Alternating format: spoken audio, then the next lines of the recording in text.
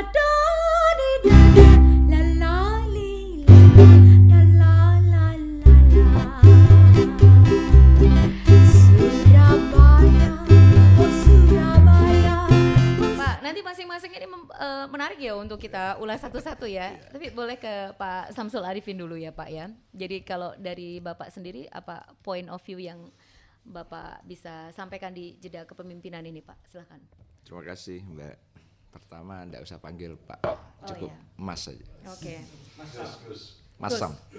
Gus atau gimana? Masam. Oh Masam. Diwolak-walik tetap Masam. Benar juga. Saya kira sejarah demokrasi tentang apa kontestasi politik tadi sudah disampaikan oleh Pak Guswanto, Pak Edi, Pak Martin, capaian-capaian yang diinginkan. Akan tetapi kemudian harus kita sadari bahwa penentuan PJ itu tidak semata-mata melihat kapasitas dan tidak semata-mata melihat hanya ingin keberlanjutan. Tapi kita melihat kalau mengaca ke beberapa PJ yang ada di kabupaten kota hari ini di Jawa Timur, ini kan kita melihatnya pada background masing-masing yang belum tentu sama. Contoh misalnya, PJ Kabupaten Bangkalan itu bukan orang Bangkalan. Iya. Iya kan? Apakah beliau tahu tentang kondisi Bangkalan yang harus diteruskan secara pembangunannya atau kultur yang harus dipertahankan atau hal apa lain termasuk soal ekonomi yang harus dikembangkan? Itu jadi problem. Menurut saya bukan problem, akan tapi kapasitas beliau sebagai PJ ini kan harus tahu betul tentang detail kabupaten kota. Apalagi PJ, kalau dia bukan orang asli daerah itu. dia bukan orang asli Bangkalan. Termasuk kalau untuk Jawa Timur, Termasuk untuk Jawa Timur. Saya ngasih kotos sekilas ya. Ada sedikit perbedaan karakter di masing-masing daerah kalau kita mengajak katakanlah sampling kita di Jawa Timur. Pasuruan itu bukan orang Pasuruan. Bondowoso itu sekda Bondowoso yang kemudian di PJ-kan. Pamekasan itu sekda Pamekasan. Nah, artinya ini kan kita melihatnya ada apa? Kenapa kok sekda? Bangkalan kenapa kok diambil dari jauh begitu kan dari Jakarta? Pasuruan kok diambil dari Jawa Timur? Bondowoso tetap orang Bondowoso sendiri. Lumajang diambil dari Jawa Timur.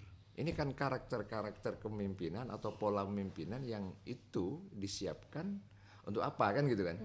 Iya. Kalau dalam rangka meneruskan pembangunan, apa kira-kira Bu Yuni misalnya di Lumajang kira-kira sudah memahami karakter pembangunan yang harus dikembangkan, dipertahankan atau bahkan dijaga untuk minimal stabilitas di situ dan kondusivitas terus bisa berjalan sehingga Jawa Timur kira-kira siapa yang akan menjadi PJ di Jawa Timur ini? Apakah sudah sesuai dengan karakter yang diharapkan oleh masyarakat Jawa Timur, termasuk yang diharapkan oleh teman-teman anggota DPRD Provinsi Jawa Timur ini. Yeah. Sebab kalau salah sedikit ketahuan Pak Martin, habis dia.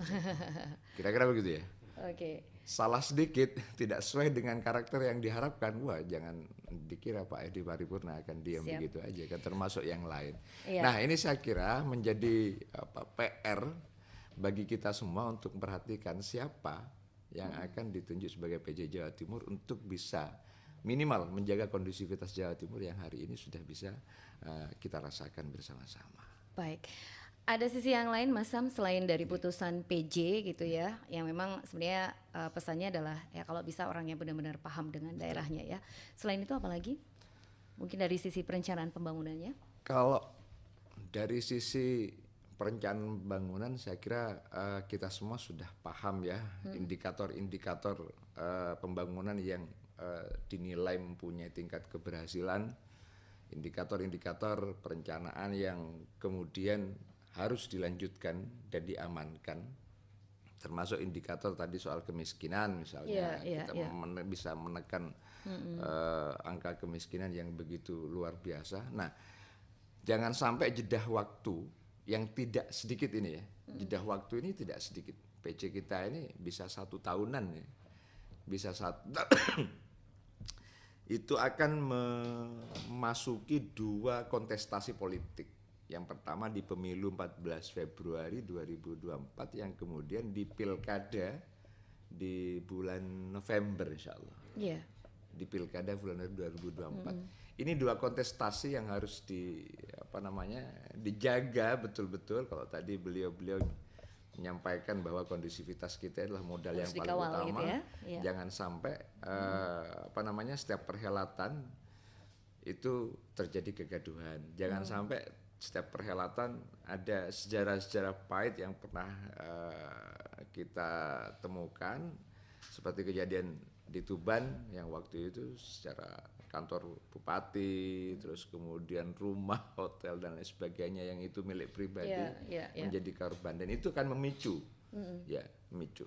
Contoh kemarin ketika Pilpres misalnya ya, calonnya Pak Presiden dan Pak Prabowo sudah akur, sudah adem ayem, tapi di bawah ini masuk gesekan sampai dengan hari-hari ini sebelum adanya 3 calon presiden kemarin masih ada itu. Ya, karena itu Pak Presiden betul ya memberikan stressing point bagaimana PJ seluruh daerah ini harus membuat suasana jadi lebih kondusif ya, terutama di tahun politik. Makanya ketika Jawa Timur ini kan dihadapkan pada 2 kontestasi ini ya, harus betul-betul orang yang menjabat, yang sebagai penjabat di Jawa Timur ini harus betul-betul siap secara mental, harus siap secara komponen tim, termasuk anggota dewan yang harus dilibatkan agar minimal hari ini bisa menjaga kondusivitas di Jawa.